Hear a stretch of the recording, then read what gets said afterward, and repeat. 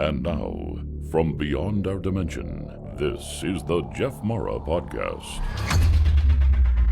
Here's Jeff. My guest is Chloé De Chevigny, ET contactee who works in the film industry and decided to create a documentary series on the positive impact of ET contact. She also considers herself to be a starseed and an activist for all conscious beings. Chloé, thanks for joining me and welcome.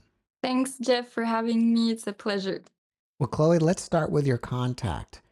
How early were you when this all started?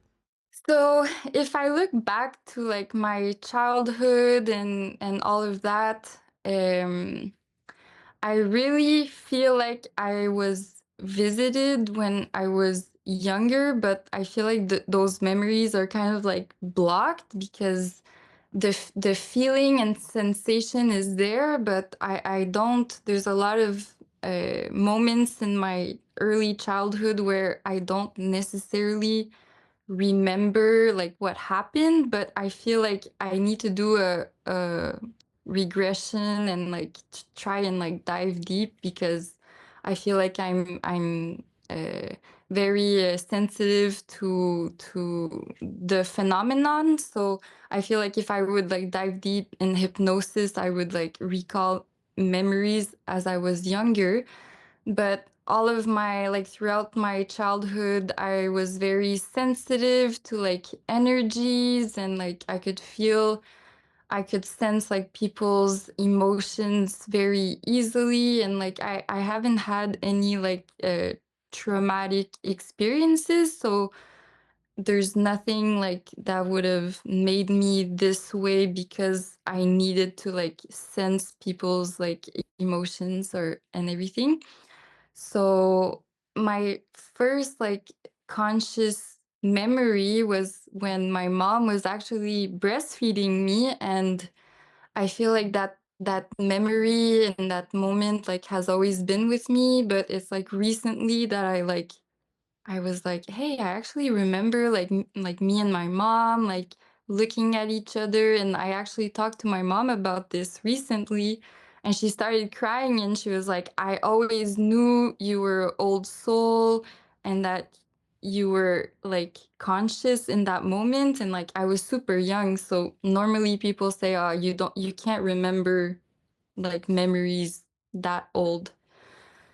So I feel like that's all part of like I've always knew that this is not my first time being incarnated, like even like early teenage years, like I it's just a feeling that like or I always felt like I was surrounded by like now I know that they are my guides, but I've always felt like and I'm also a lonely child. So I had a lot of time alone, so I feel like it's just something I've always knew that I know myself. I know I've been here or elsewhere before. I feel surrounded even if I'm alone most of the time because, you know, my parents were busy and I would like play alone and everything. And then I actually had like experiences throughout my high school where it's like obvious that, okay, there's something else that we're not like necessarily seeing. Also, my parents were not religious. And my mom was more like spiritual, but she didn't really talk about it when I was younger. So it's like, how am I aware of all of this if my parents are not religious? They don't really, my dad doesn't, he believes in science, like factual science. And my mom is more spiritual, but like I said, she didn't really talk about it when I was younger. And also, when I was a child, I was very scared of the dark. I had a lot of trouble sleeping because I really felt like negative energies were around me, and like I was just like I would become like paralyzed, like I can't move. I don't want them to know I'm here. And again, like I wasn't really aware of like like in the Catholic religion, like there's demons and all of that. So I'm like, it has to come from somewhere if I was feeling this way. And so I feel like I blocked a lot of that, a lot of my abilities when I was younger because I was just so scared at night. And it came to a point where I would say like prayers in my head. I'm like, this is between 7 and 9. Again, not religious, any of that. And I would say in my head, please do not come and get me, but I would uh, place words, like I would mix up the phrase so that it's not too clear, but clear enough that they don't come and get me. But again, I don't have any memories of being abducted or anything like that. So why was I saying that? And it was like I had to say it because or else I would go wake up my parents and my dad would be like, it's not true, like go back to sleep, it's your imagination. And I feel like a lot of children are being said that, but we're just very sensitive to other realms, other dimensions, energies, and all of that. So sorry, it's a long explanation, but I feel like all of this is part of who I am and helped me become a contactee. As a starseed, do you feel Mhm. that you don't belong or don't fit in here? That's another part. Like, I'm very social, I love people, but there's also a part of me where, like, if I'm surrounded by like my friends and everything, I'm like, I just kind of want to have deep conversations about the universe, and I feel like mostly people don't like, not that they don't think about it, but it's more like surface level like interactions, and that I find is hard because it's like such a big part of who I am. But yeah, to fit in, like, yeah, high school and all of that, like I had my like good friends and everything, but I feel like those moments with myself and like my mind asking questions and all of that, I felt more like fulfilled in that way. Do you have any memories of actual having physical contact with an ET? There's like this memory. It's so hard to explain. I'm like very little, maybe like under 4 years old. I'm in my bed and I it kind of feels like a dream, but not at the same time. That's why I want to do a session of hypnosis. But I just associate that with an owl. It feels like an owl presence was there, and also I've had astral projection also, and I've moved in that house like from above also. So I don't know, was that part of that experience or was it just me uh, having astral projection? So that's why. But the owl thing, it's like a lot of people associate owls with ETs. So I'm like, maybe that's my child mind, like seeing the entity as an owl, and that's the only thing I can remember. But again, I feel like if I would be hypnosed, those memories would come back. Well, when did you first start seeing UFOs? Actually, it was this summer. Like, I just started like binge watching all your ET videos, like, no joke. It became like, it has always been like a interest for me. But this summer, I don't know why, I watch your videos like every day. Um, I woke up because so I studied film like in 2023. And then, so now I'm working in film, but then this like kind of obsession like came up. And when I was actually at a party with people from the film industry, and someone asked me, if you could do your dream project tomorrow, what would it be? And I thought about it and I'm like, well, about like ETs and UFOs. Like it was just obvious in my head, but I was kind of like shy to like say it. And then that week, I woke up one morning and I just started writing. Like it's just like the creativity was flowing through me. I was I like designed the poster, the title of the movie. Like I really feel like I was being guided to do this project.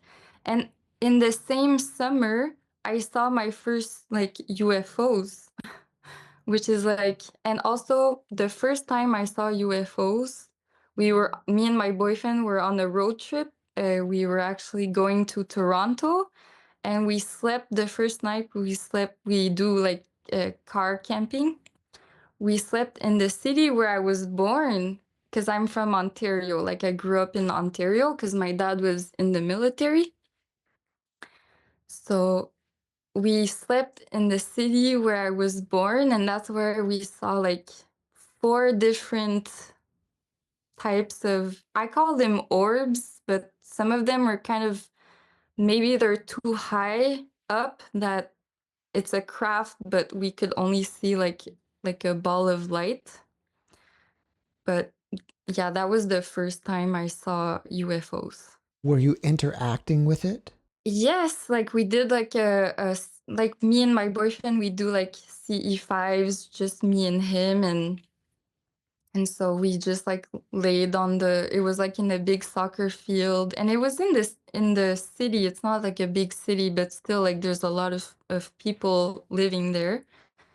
It was at night. We lied down on a blanket. We were playing like high frequency music, and we meditated a little bit, but not like I've been to CE5s where it's like really like long meditations. But no, it was just quick meditation, and then they appeared and I was so happy. I actually like cried a little bit because I'm like, I knew it. I've known it my whole life. And then one of the crafts or entity or whatever, like it was like flashing. And for a second I thought, can you flash again? And I wasn't even done saying that it like it flashed really bright, and I was like, whoa. I really felt like there was, because I tried to talk to them telepathically. So I'm like, wow, it really like in the moment I had that thought, it like flashed really, really bright. You mentioned that you saw four types of crafts.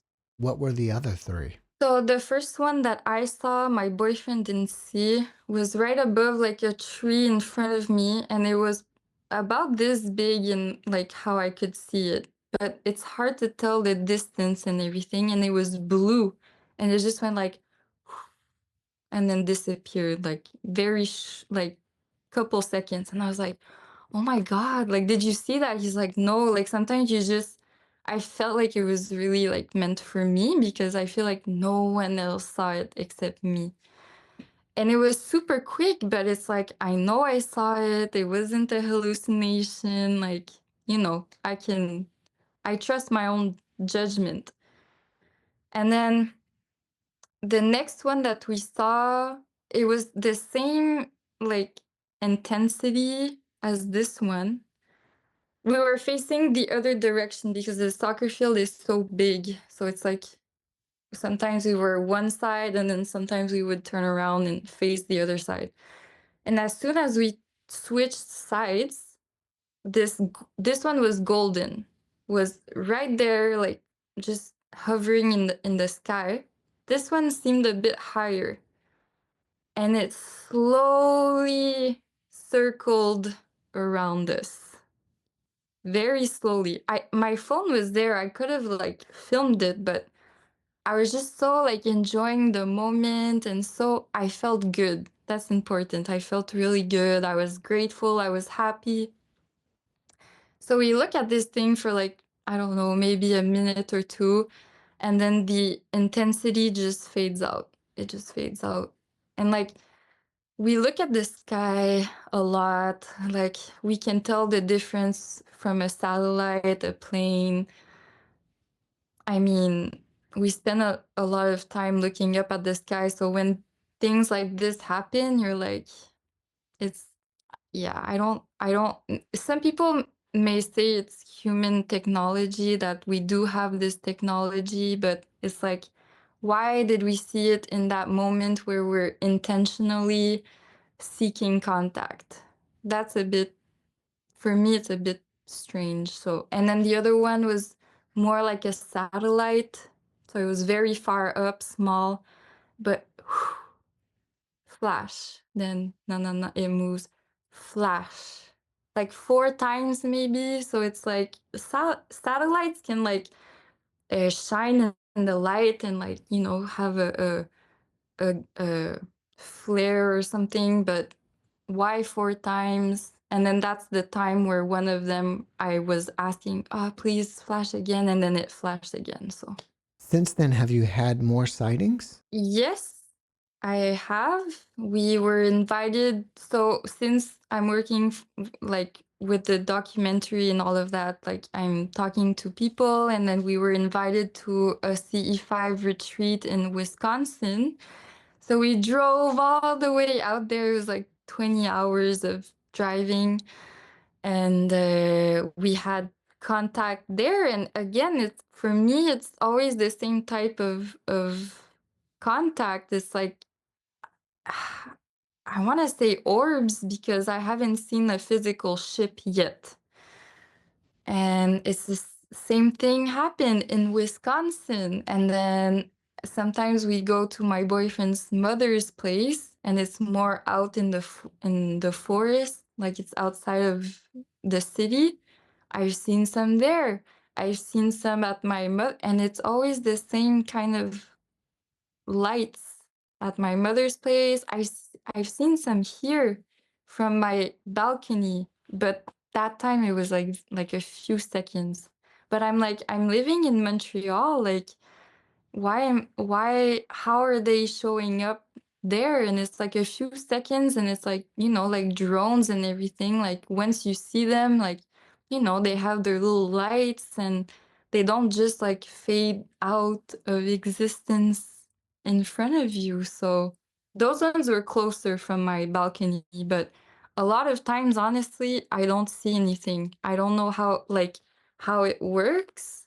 I guess it's up to them if they want to show up or not. But sometimes I'm like, oh, I want to see some, but I feel like I need to work on like my ego wanting to see. Do you think that an orb is an actual conscious being or is it a craft? I feel like I've watched so many videos and I'm doing research on this almost every day. And I feel like for me, an orb is like the purest consciousness that exists. Like, let's say your soul at its highest, like, uh, existence. I don't know how to explain, but it's like a light being. But again, some people say that orbs, there's a craft like inside the orb, and then it can like phase into it, like cloaks into existence. So again, I'm still like doing research on that. Maybe it's both. Maybe I feel like that blue one I first saw would be a orb, but then the golden one that was more up, maybe it's just lights on the craft, but I'm seeing a ball of, like we see stars and everything, like just a ball of light. How consistent do you think you are at being able to have these orbs appear? I feel like now it's hard because it's the winter months, and it kind of sucks being outside for like, because sometimes you can be outside for like an hour, 2 hours, and then you can maybe see UFOs for like a few minutes. So you need to be patient, and you need to be willing to spend that time outside sky watching. But yeah, right now, like it's hard because it's so cold, and but as soon as it's gonna get warm, I would maybe like to start CE5 groups in Montreal, and because there's a lot of activity in Quebec, and And I feel like from the first time I saw UFO UAPs until maybe like it starts getting cold in December, like I would say maybe 5-ish times that I saw something in the sky where I was like, oh, I maybe it's them, like, and I'm asking for, I want to interact with them, you know? But again, it's like sometimes I won't see anything, and I feel like that's part of the game. Do you feel uncomfortable at all sharing your experiences within your social circles? That's a good question. I started talking about it publicly because I'm like, if this technology exists, like, why are we still using gas and like polluting the planet? Like, I'm gonna be turning 25 actually January 8th. So it's like I have a lot of years left on this planet, and I'm like, why are we destroying it? And it's all of that. So I'm like, I'm starting to talk about it publicly because I find it's an important subject. But within like my friends are the people I hang out with mostly are pretty open-minded people. It's more my family, like recently we had so many like family dinner parties and everything, and I was kind of afraid that they would mention, "Ah, you're posting videos of extraterrestrials." But actually, one of my cousin came and talked to me and was like, like, I'm with you. I saw something too." So sometimes you realize that other people are also interested in this subject, and for people who are like, "This is nonsense," well, I'm sharing my own experience, and I hope that maybe it will spark a little interest in people. Like, that's my goal. I don't want to like convert anyone, or I'm just like, like these things are happening and we should talk about it. It shouldn't be a taboo anymore. And I think that we're in this moment of like everyone's like talk, and with social media, like people are exposing more and more secrecy and contact and all of that. What advice do you have for people who feel resistant to talking about it openly?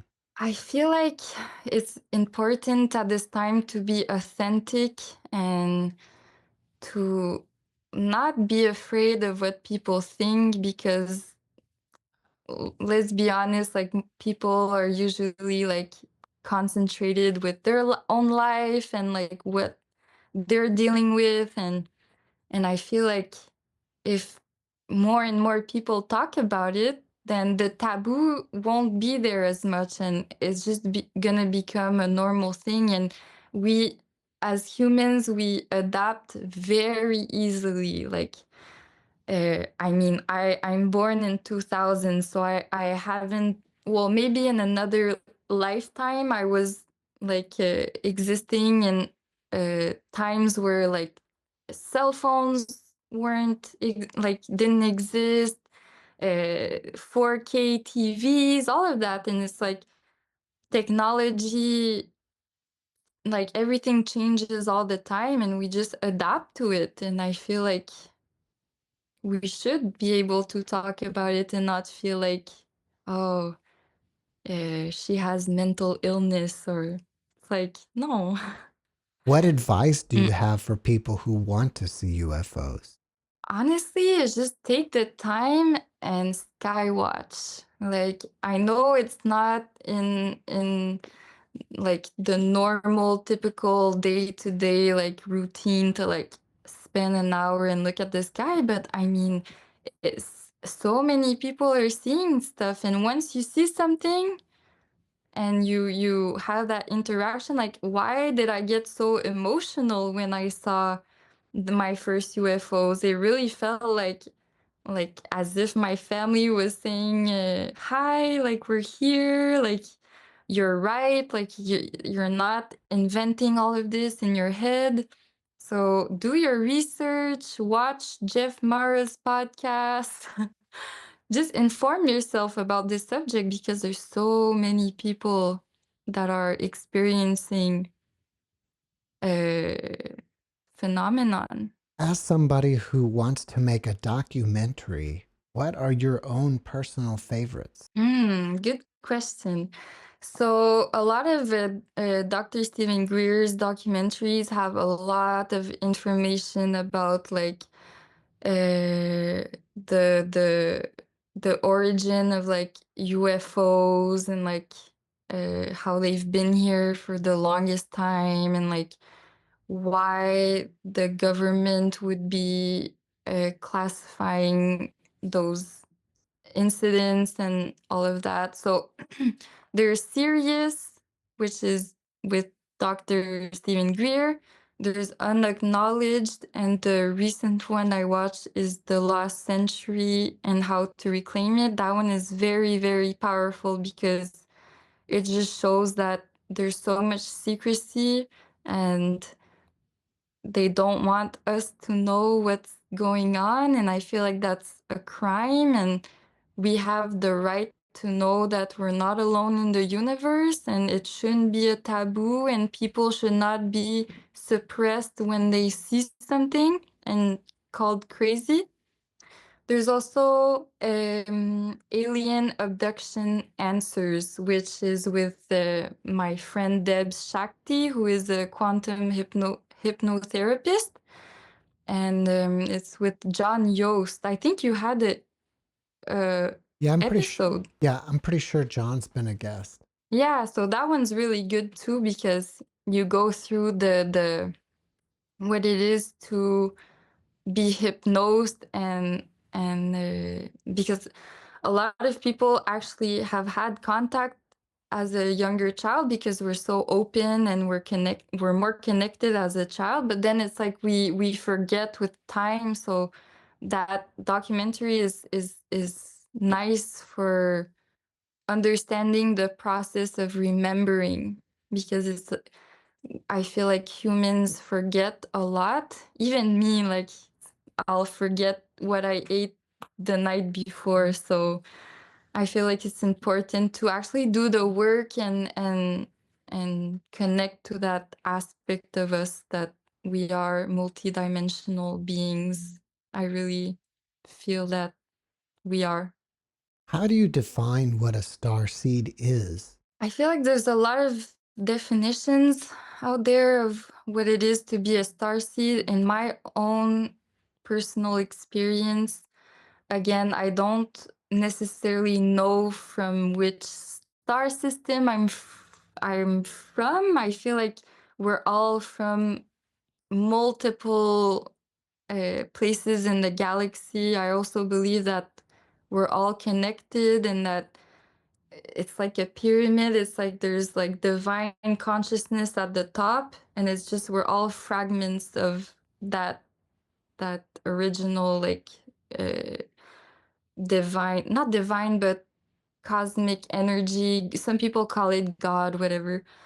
So I feel like my own definition of a star seed is someone who incarnates at this specific time to bring awareness to this reality that has been suppressed for us for too long.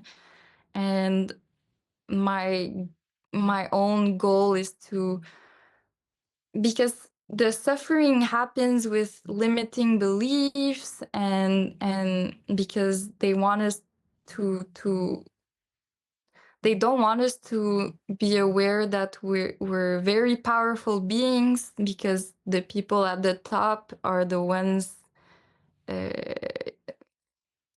kind of enjoying and like they're like greedy and they're doing this for their own benefit. But I feel like we all can tap into all of this knowledge, and I feel like star seeds are here to help people remember who they really are. Do you think that prior to this incarnation, you were an ET? Maybe, but at the same time, like when I was like in high school, I had so many different phases of like different styles and everything. And I feel like I relate to like other, like the 80s, the 70s, the 60s. I feel like I relate to almost every, um, how do you say, Decade? yeah, decade. So I don't know if have I had multiple incarnations on Earth, but I feel like I might have had other incarnations elsewhere in the universe. But was my last incarnation in the universe or here? I'm not sure. I'm still working through that, but I do believe I have cosmic origins. The Lyrians are like I feel like I might have a connection to because I've always been like a cat person and I've had a cat from 4 years old to 18 years old and we were so connected, like it's crazy. Like I would cry upstairs and she would come and lay on me, like we were very, very close. And I've always had cats in my life. So a lot of people say that if I had a spirit animal, it would be a cat, a feline. So maybe there's something there. What type of ET documentary are you working on? Specifically, I want to concentrate on the positive aspects of ET contact because I feel like a lot of mostly the documentaries are like people who were abducted and it was like traumatizing for them and all of that. And I want to focus on the people who have positive messages for humanity at this moment and who have had interactions with like ancient civilizations that are so advanced spiritually and they love us and they want to help us, but apparently there's this like they can't interfere with our evolution. Like it's kind of like when you have children and they do something bad, but it's like they need to learn from themselves in order to evolve. So I feel like that's kind of their perspective on like coming here and saving us. Like they want us to really from within, like, hey, this is not normal that people are like dying every day because of other humans. Like I feel like they really want us to do the internal work. So I feel like all of this I want to talk about in the series and really like let people have the chance to tell their story because a lot of the people who I'm working with have crazy stories of like either being on board a ship, meeting with the Galactic Federation and all of that. And it's like poor them, they want to share this message, but people are like, ah, it's not true. So I feel like it's so important to share this information to expand our minds and like if they're living in the sixth density, seventh density, and it's like peace and harmony, like who doesn't want that? Apart from the negative entities, but If people want to contact you about being in your documentary or just have general questions for you, are you open to that? And if so, how do they connect with you? yeah, for sure. So my name is Chloé De Chevigny, and all of my platforms I use the same name. So you can reach me on Facebook. I'm on Instagram. I mostly share my own like stuff on Instagram. I'm on TikTok. I have a website where people can reach out to me also. It would be my pleasure to speak with people who are willing to collaborate in any way. And yeah, they can follow my journey also if they're interested. Chloe, before we finish up, can you leave us with one last positive message? So my positive message would be do your own research and go within and take the information that resonates with you. You don't have to follow or believe everything that people say. Trust your own guidance, your own intuition. And if you want to make contact, you should experience making contact and with an open mind. And you just need to set a good intention of connecting with higher frequency beings. If you don't want to interact with negative beings, you do not have to, and it's important to protect yourself. Chloe, thank you for your message, and thank you for being my guest. Thank you, Jeff.